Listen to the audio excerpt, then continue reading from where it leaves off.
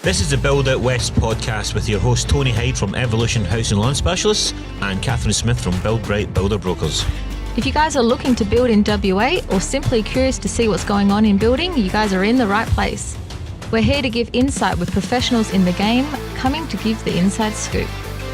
Episodes are uploaded weekly, so don't worry, we don't skip a beat and you won't either. Like, share, subscribe, sit back, relax, and let's go.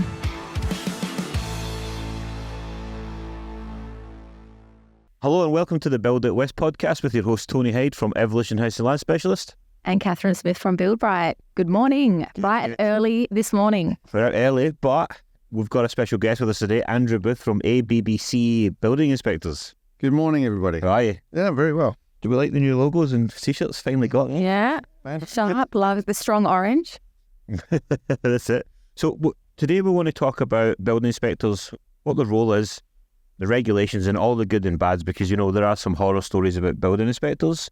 And Andrew, I know that I certainly work a lot with you, so and really recommend your services. So that's why we thought you'd come on and tell you what's good and bad and what to look out for, especially if you're building, especially for your investors. If you're not sure, you can't go over here all the time. That extra peace of mind is having that building inspector, and the money you pay is not a lot for what you actually get. But if you find a good one. Well, and that's what eastern states investors don't appreciate, is that it's highly regulated in the eastern states. Yeah. Both building inspectors have to be qualified and regulated and licensed. It doesn't happen here. And also regular inspections at various stages happens in the eastern states, doesn't happen here. Yeah, I think I'd love to. I think we should really unpack that part later on, because that's some really important stuff that, like, why you need to pick a good one, and that's probably one of the best reasons. But I'd love to tell a lot about you, how you got into the building inspector world, building world, and how you came out to be here. Well, I had a varied career. I started originally, I've got an engineering degree, a civil engineering degree. I started in actually multi-storey construction in Perth, but did a variety of projects, shopping centres, industrial, high-rise. So I had a good commercial background. And then I went to work for a industrial shed builder, which was part of the Roofmart group. And they very quickly we found that that was competing against a lot of their possible customers that weren't buying from Roofmart. So we ended up selling that company, and they had I basically got into the reinforcement business. They'd bought a mesh machine, and they needed to kick their mesh sales off. So I developed that up. And after about 4 or 5 years of building that, I had got bored with doing that and went out and got my builder's registration, got into building houses for clients, not for myself, for clients. And after a while, in the 5th year, we got cleaned up by a rather nasty client, refused to pay the bill, got into a huge dispute. It was an overseas buyer.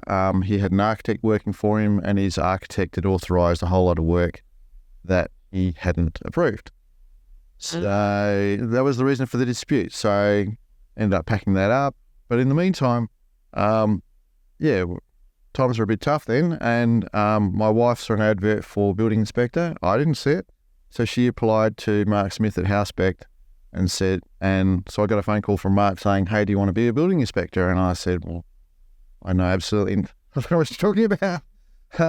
But I'd done a few inspections for people along the way by then, and sat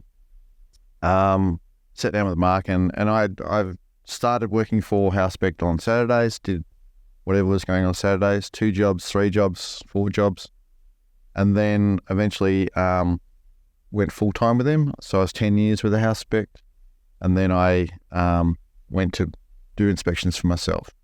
So I think I've got a fairly good background in commercial, residential, manufacturing. Like Roofmart Group does roller doors, fascias, metal roofing, door frames. I know how the products are made as well as, seeing the finished product. And I think that helps to put some of the clients into perspective. Walking around a house the other day with a client at practical completion, and they were wondering why the fascia ends weren't quite meeting the way they are. And it's because of the product. It's because they're using, it was a BGC house, and they were using a cheaper 0.5 0.5 fascia rather than the 0.8 fascia, and when they're cutting the fascia in the factory, it flares. Yep. And so you can't quite get a really good joint fascias. I mean, that experience that you've got there is certainly one of the reasons where we've worked together for so long. Just with, I know that when I put my clients in touch with you, that this the product and service that they get, and the builders also appreciate what you do, because we're not there to shop the builders, we're there to make sure the client gets the best product. And the builders that we work with, me and Catherine, are happy to see building inspector reports if they're legit and good. Like, we've had some come through and like, oh, they didn't have the waterproofing, and the bricks aren't even on site, so you can't get the what, like things like that. We're like, this is where we're going. You don't want to use this person. These are just somebody ticking and flicking a little run sheet and trying to justify it. And then we've got 128 faults. You go, well, 127 of them haven't happened because we've not. Yeah. Oh, so that's why it just also doing that, causes a lot of like stress for the clients when they're writing things that aren't valid yet. You know, Yeah. I had one where it said wall incomplete, and I'm like, well, yeah, we haven't finished. We haven't finished the bricklaying.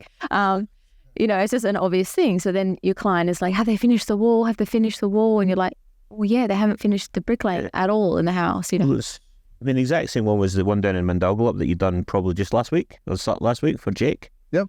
I mean, two little things. Straight to move homes, so we're building homes, and Dan's like, yeah, great, thanks, Tony, we'll get that fixed immediately. Like, no issues. Like, there's no. Well, he said, I send the full report, and Dan is like, no, great. He's happy that's like someone independent's checking their work, and it's past it. We've got one little weep hole and some like real simple stuff to fix it. It's probably just been missed of that, you know. Yeah. That's what I like about it. But you're also willing to like, no, this is wrong, this is right. And I went to a house the other day, and they'd put the door for the bathroom on the steel framing round the wrong way. I was like, that's not going to work. You got it, and like I messaged the company. I was like, this is wrong. They're like, yep. Next day it was fixed, right? Yeah. I mean, that's the stuff that you got to be kind of careful with and look at. But yeah, I have to say that the service that you gave, and all my clients have been really happy with the level and that, you know. I think it's all about relationships. It's all about preserving the relationships. Like you guys have a good relationship with your client, and then you're basically handing your baby over to the builder. Yeah. And we're in the business of trying to make sure that relationship also goes well. You know, we're sort of like a marriage counsellor for that relationship, in that, you know, the builder may forget something. I mean, the builder's got an awful lot to think about as well, and he's trying to control trades and sequence trades and just get trades to turn up sometimes. Yeah. So things do sometimes go astray, and it's up to us to put it into perspective for the client to say, hey, actually what they're building is pretty good standard, you know, or it's excellent standard where, yes, there's something missing or there's something that isn't quite right, but it's easily rectified. Yeah, and we've had it there as well, like you've got there before the site supervisor had a chance to check the work, and then you've put the report in and went, and again, it's just that, hey, we found these things, you know, the builder, if as long as you got the relationship, they don't get their back up that, oh, the supervisor hasn't been there. Well, cool, here's the report, get them to check these things and work together as a, you know what I mean? Like, so what I try to say to clients is, yeah, you've got your inspector in there before the supervisor, that's fine, but we've got to understand we've not given the chance to the supervisor going in, because a lot of times the supervisor are going to start fixing things and go, no, fix that, that's rubbish. You know, that's why the good supervisors are still at the same companies, because they do that stuff. But it's about, again, education, and when we're coming in, and I think there's a lot of things, especially in WA, when they're dropping $500,000 or $550,000, they're so stressed about it, which is understandable. Yeah. And then if the defences are up with the land agent, with the builder, with us, with you, but hold on, if you get the right, you know, this is what we do, we trust us, we've got the right group around us that we actually absolutely trust to get the job done for us, you know, and that's why. So for the people listening that might not really understand your role, how would you explain it? It's our role to make sure that what's being built is what the client's expecting, you know, and the clients have gone to great pains to prepare a set of documents that describe what they're expecting. But it's also that much more than that. Behind the documents is things like the Building Code of Australia, the Australian standards, the WA Guide to Standards and Tolerances. You know, we're trying to make sure that it's not only looks like what it's represented on the plan, but it's also going to function well. It's also going to be good quality. That the detailing is done quite right. You know, you can only put so much on a plan. Yeah. And you've got a real hierarchy of delegation. You know, it's the client to the builder to the supervisor to the trade to his actual guy. You know, and it may be an apprentice that's working on your job. It's a matter of checking to make sure that lowest common denominator has actually done what they're supposed to do. And if they're not, I believe our reports are more education rather than big stick to whack people with. Yep. You know, there's no point in whacking people in this sort of environment. It's all about bringing. It's the carrot or the stick. You know, it's a carrot. It's to say, hey, this is what we were looking for, and unfortunately, maybe you haven't delivered that on this particular house or this particular instance. But here's a chance to go back, do it properly, and then you can learn from that experience and carry that through on all your other jobs. Yeah.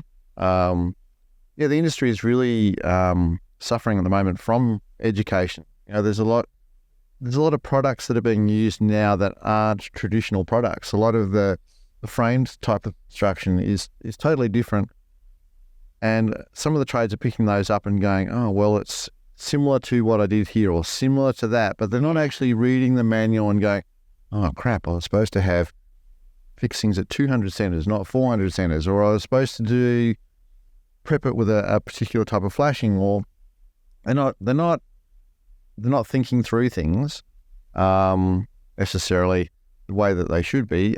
And certainly they're finding, because everything's hot to trot at the moment, the time to do that too. Yeah. You know, the time, you know, a couple of years ago, they would have the time to finish the job, stand back from the job.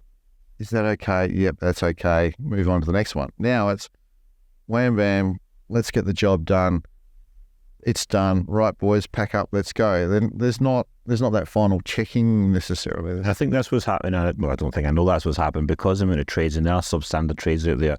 This is why right now, coming at the end of this big building boom, and I don't think the boom's actually finished, it's just not going to be as mental, is we need a building inspector in there to cover your arse. Like it's, you know, we trust our builders, but even still, they, you know, time pressures on some, even our builders, they might not try to cut a corner, but use a substandard or a trade they've never used before that they don't trust, and you know that's where we see some sort of issues with that happening. Do you know what I mean? Yeah. Well, they're bound to be using trades that they've never used before, just to try and satisfy the volume of work there is, and particularly, you know, as that pig in the python is moving along. You know, it used to be bricklayers, it's now ceiling fixers, cabinet makers, tilers, or all. You know, the waterproofing guys are under a huge amount of pressure as well. Yeah. You know, one company I know is doing 70 a week. It's a lot of work. Yeah. There's going to be mistakes made, right? At that point. So what do you like? Obviously, before we go into what we're looking for a building inspector, what do you provide? What's the service like? So, I engage you as a client. What I get from you? So what you would get is a series of inspections at various stages. Usually it's tied to your progress claims. So that would be slab down, brickwork complete, roof on, waterproofing or / lockup, and then the final practical completion. For some clients that want to engage us before they sign up with a builder, before they go to pre-start, we actually offer a really good service to check through the plans and provide a bit of feedback on what people may not have thought about.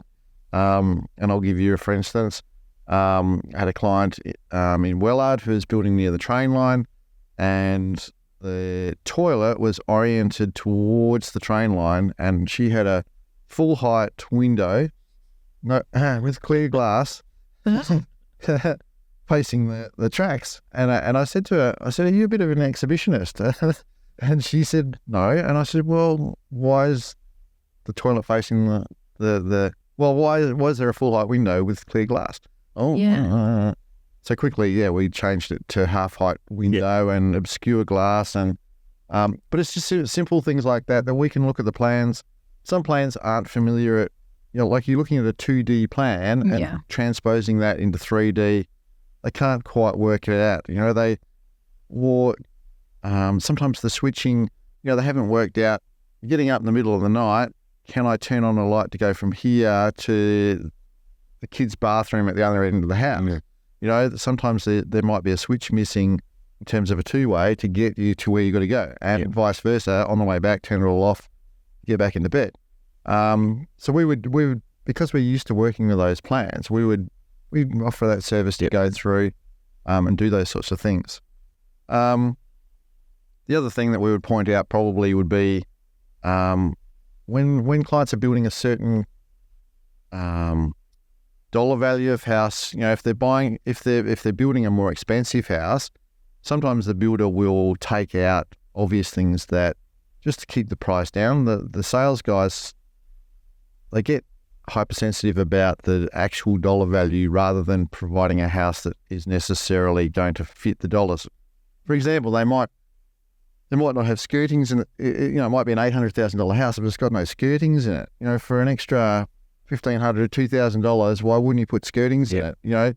So that when it comes to resale and somebody walks in to buy this house that's 1.3, 1.4 million, and they're looking around and going, Scotland, there's no skirtings.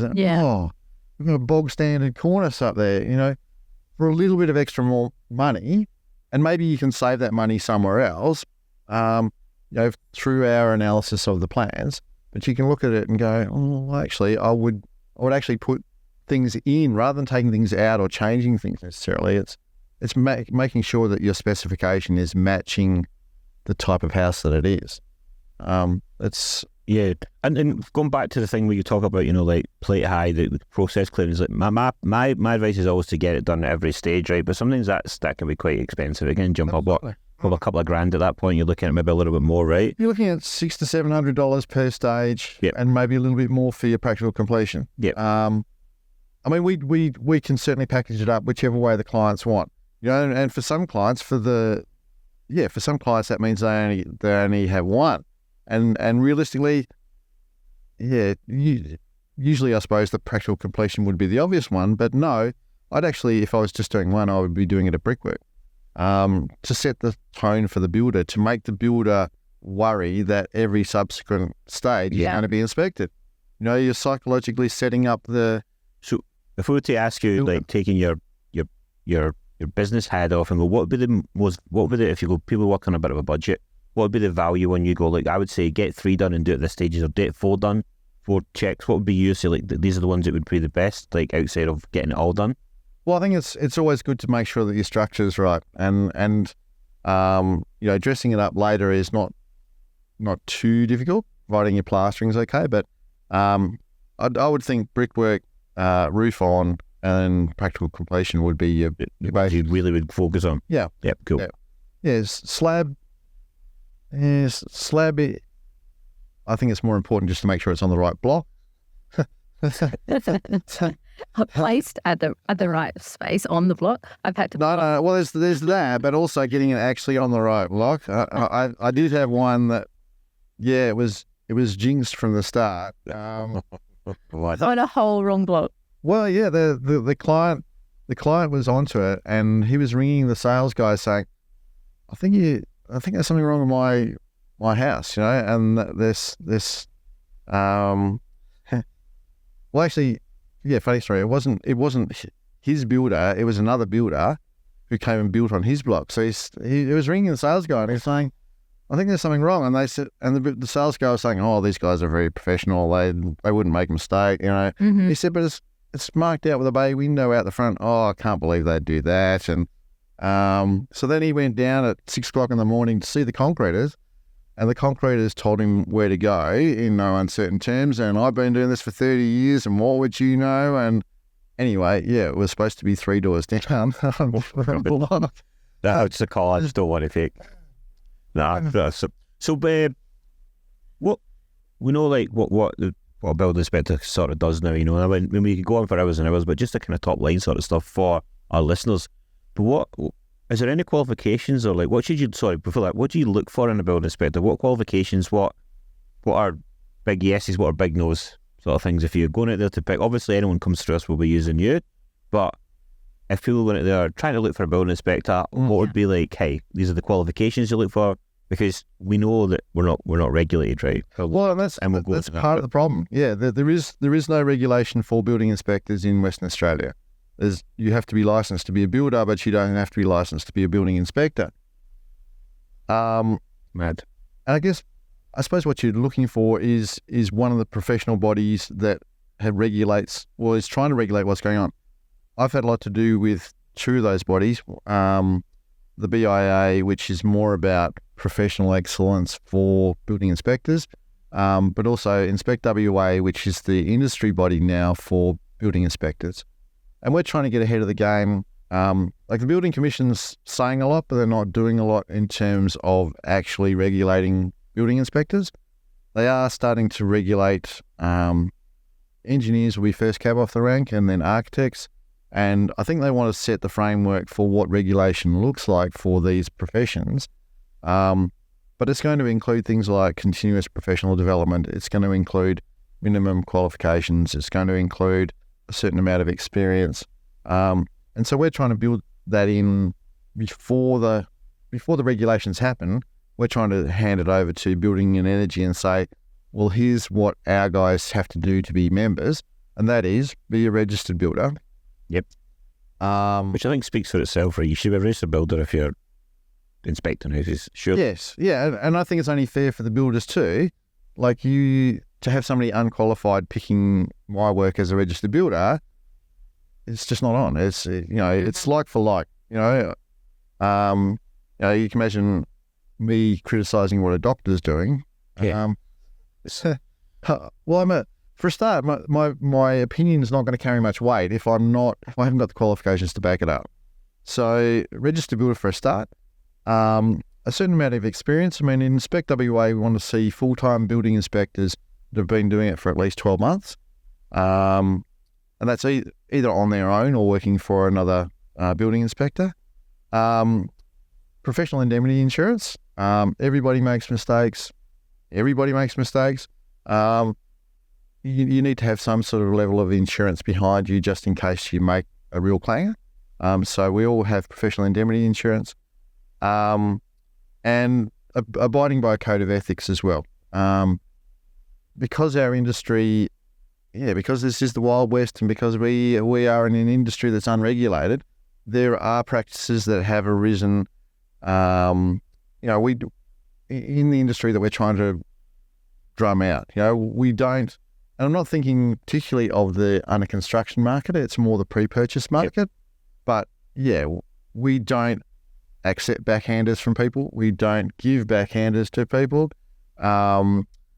We have to tell it how it is. We're employed by one of the parties to a transaction, but it's our job to tell it down the line. If the builder's doing a good job, the builder's doing a good job. No matter what the client may think of how that's going, it's our job to say, well, actually, that meets industry standard, and that is a good job. So I think having a building ticket or building license is a must, right? So that'd be the things I'd be asking building inspector. What's your experience? Like, because I know we can just go out tomorrow and become building inspectors, start a business, and away we go. And that's what you got to really be careful about. Is if you're not sure, check them on socials, check them on their website. Have they got the experience? Ask them the questions. Are they part of the BIA? Have they heard of it? Correct. Go through the BIA and the Inspect WA websites and check out the members there. You can see all the members there, and you can see what their experience is. So that's like telling you, like for listeners here, telling you there's a group of building inspectors that are trying to get themselves regulated.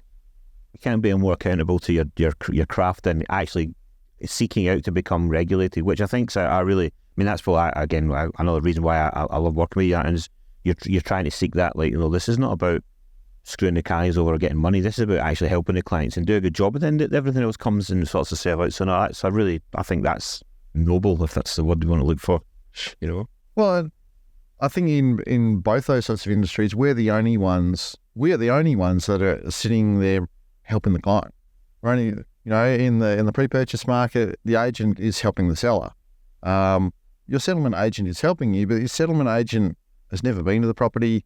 They're purely looking at the transaction on paper. And if you haven't even got your ducks in a row in terms of getting the right sort of clauses in for the inspection, you're at the mercy of what the agent is trying to do.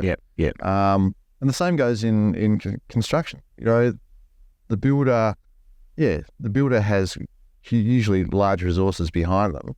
there's nobody actually in your corner saying, actually, we need to have a change about this. And again, that's another reason for this whole podcast and what me and Kath are trying to push out there is trying to get that confidence back in the building market, because there's not all builders are bad. There's some really great builders that have done the right thing through the C word, that whole 2 years of nonsense that we had, trying to keep themselves afloat and make sure the clients weren't getting into it. And we know for a fact there's builders have broken even and lost a lot of money just so that they can service the clients, and they were at the mercy, as we know, of all this stuff. But I think the big question I suppose for you would be is, what would be if I was just outside the BIA, what would be the biggest thing you think that building inspectors should be qualified or trained in? Like, what's the big thing they're like the number one going, no, this is like a must? Oh, I think building inspectors have to be actually jack of all trades. We have to know so many different parts of the industry. I think that's where the builders suffer with their supervisors. Like, supervisors don't have to be registered builders either. Yeah, and they're usually pulled from a trade. They're a bricklayer or they're a painter or whatever. So they know their trade really well, but they don't have a good grounding in the rest of it. Yeah. So, yeah. So, and I think that's why the fair to say is that why the building license, getting one of them is actually, because you need to know everything to get a builder's license. You came from something, it's probably a fair. So I think, probably fair to say that the building inspectors should be regulated. They're highly regulated to a level where they understand everything, and if they can't cut it, then you're not deserving of the money that we're paying, because it's not dollars that we're just throwing, it's a good bit of money. Yeah, but if you get the right building inspector, then it's value for what you get, right? That I feel like a lot of my clients will even say, should I get a building inspector? That's generally like a first sort of question, because they're sort of like, they have a sort of a grasp of what it is because someone's already built before and that kind of thing. But then they're like, well, do I need one? Do I have to spend a couple of grand to have that extra pair of hands? But I would say probably 60% of my clients will take a building inspector, particularly if they're like FIFO or say not in the state, sort of East Coast, overseas, things like that, just to have someone go through with a fine-tooth comb so they have that sort of peace of mind, things that, tracking how they should. But then there's 40% that are like, you know what, I trust the builder you've selected and that kind of thing. With those ones, I generally will go out on site more just to sort of cross-check and things like that. But I would say there is, a majority of people that will select a building inspector, just particularly because they are hesitant with, what builders say as well, with what the media is saying, things like that. They just want that sort of peace of mind. I think some things, and those 40% you talk about, Catherine, as well, they don't know that you need a building inspector or there's that available. Yeah, and if it's just not been highlighted by whoever, because a lot of builders, because I've worked directly with builders in the past, and they don't push to obviously advocate to get one, because then, of course, then there's more, I guess, headaches for them. So there are builders that generally say to their sales team, please don't advocate to get another pair of hands or eyes to look over it. Interestingly, it is moving the opposite way. Yeah. There are, there's certainly, one of the major building groups in Perth has gone that way to deliberately put in place their own independent inspector. They don't, I don't know why they don't publicise it, but they don't publicise it to their clients. But because they've only got one guy doing it, they can't possibly cover all the houses, all the stages. So they're sampling what they're doing, but it's giving them good feedback in what they're doing. Another progressive builder, which I won't name, but has decided to use us to do every house at roof on, just to make sure that, and we're doing brickwork and roof at the same time, just to make sure that every house that they sell is at least structurally sound and got to a certain standard. And to be honest, I actually think it's not money for jam, but it's the caliber of the builder is such that we are expecting not to find too much wrong either. It's good business for us and it's good business for them. Yeah. But I feel like that what they're saying is they back their product. Absolutely. They back their team. And that's something that should be, advertised, because, people always say, do I need a building inspector because I'm using a broker? And I said, look, I back our builders. That's why I select those builders to work with. In saying that, do get a building inspector because I'm confident that you're going to get a positive outcome from it. You know what I mean? You're not going to find like crazy situations and things like that, but at least you have peace of mind that although I back my builder, you will too, you know. It's like, I always say to clients as well when they're talking building inspectors, or if they don't want to use our services, and the clients maybe looking at talking to the builders, which is fine, ask them the question, how do you feel about building inspectors? And if they're like, oh, we don't need them, and start going away from using them, I'd be a bit worried about that. Have a builder that's go, yeah, we don't feel we need them, but we'll welcome them to come and have a look, because that way they're confident they're what they've got, and they're not that scared to show it. But if they're really against building inspectors, that'd be not a yellow flag, that'd be a red flag for me. That really would be, we'll use our building inspector, use independent, go independent so that it's completely, so you're in control of that building inspector. They're working for you to help support the build with the builder. That's what it should be. Well, and that's what we've stressed to the builder that we're actually working with, is that, hey, we're still independent. We'll just tell it like it is. Good. If it's good, it's good. If it's bad, it's bad.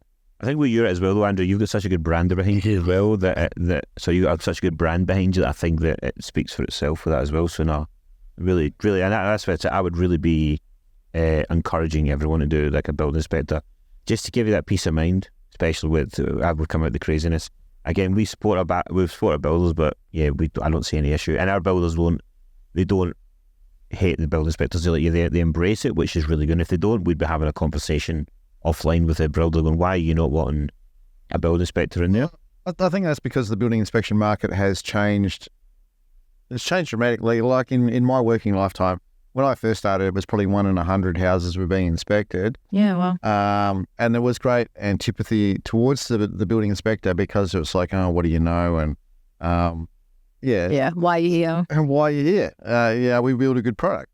3-4 years ago, it was about 20-25%. Today, it's probably 80% people are getting a building inspection. The whole market has really flipped on its head. When we were at the Perth Home Show a couple of weeks ago, Inspect WA, the Industry Association had a stand there. We were absolutely killed with them. The number of people that they were there building and they were looking for products, but they're also going, I need a building inspection as well. Yeah. And we had 3 or 4 guys on the stand, and we still had people. They were all talking to customers, and you had people walking behind you, grabbing brochures. It was just mental. Good. Good. It's great. Cool. All right. So to wrap up, we're going to do our hot seat questions, which I know you're so excited about. But we like to have a little fun at the end, just to make our guests uncomfortable. So don't worry, they're nothing too scary. Nothing too scary. Okay. So. They're just quick answers. Okay. And then people will judge you on this and then may or may not hire you. So pressure's on, Andrew. Nice dates. Okay. North or south of the river? South, definitely. Oh, we are both Southies. We always get the Southies. Everything's work best together. Eagles or Dockers? Blues. Oh, Carlton boy. Absolutely. Oh, my son loves Charlie Curnow.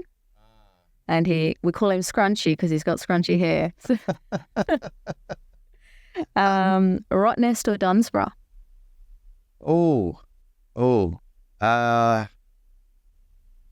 It's a tough one. Probably Rottnest. Yeah, I'm there at least 2 or 3 times a year. Yeah, okay. Yeah. And Dunsborough, for all our customers who are building down that way, Margaret River, Yellingup, Dunsborough, Bunbury, beautiful. Donnybrook, all through there. So much good red wine. We inspect all the way through there as well. Yeah. So much good red wine down there. Oh, that's red wine. If you were to invest in a suburb, which suburb would you choose right now? Right now, that is a good question. Probably being south of the river, boy, probably somewhere like Rossmoreland or Shelley or Bull Creek, even. Yeah. Bull Creek's very undervalued. Somewhere through there that's established area, close to the city, slightly undervalued. Willerton, it's still slightly undervalued. I reckon that's... It's on the vow, but it's hard to get into because everyone wants to be in the catchment area for the school. And Willerton Senior High is extremely... We've got quite a few clients like, I want to be in this area, just like... You always have a list of clients just waiting for Willerton. Rossmore, I think you're looking at about 1.2 almost now. Well, it's just the land. The land's like went up probably 200-300 grand in the last 2 years. Yeah. And last question, but always the most controversial for guests, is if you were going to build today, which builder would you choose? Aveling. Aveling, okay. Aveling Homes. There you go. There you go. Good builders. Very good. All right. Well, thanks for coming on, Andrew. A lot of value, which we knew you would bring. So that happy to have you on. To reiterate, it's ABBC Building Inspections. That's your company. Yeah, check them out. If not, hit me and Catherine up as always, and we can link in with Andrew. No problem. But as always, like, share, comment, follow, all the good stuff, and we will chat to you soon. Thanks. Later. Bye.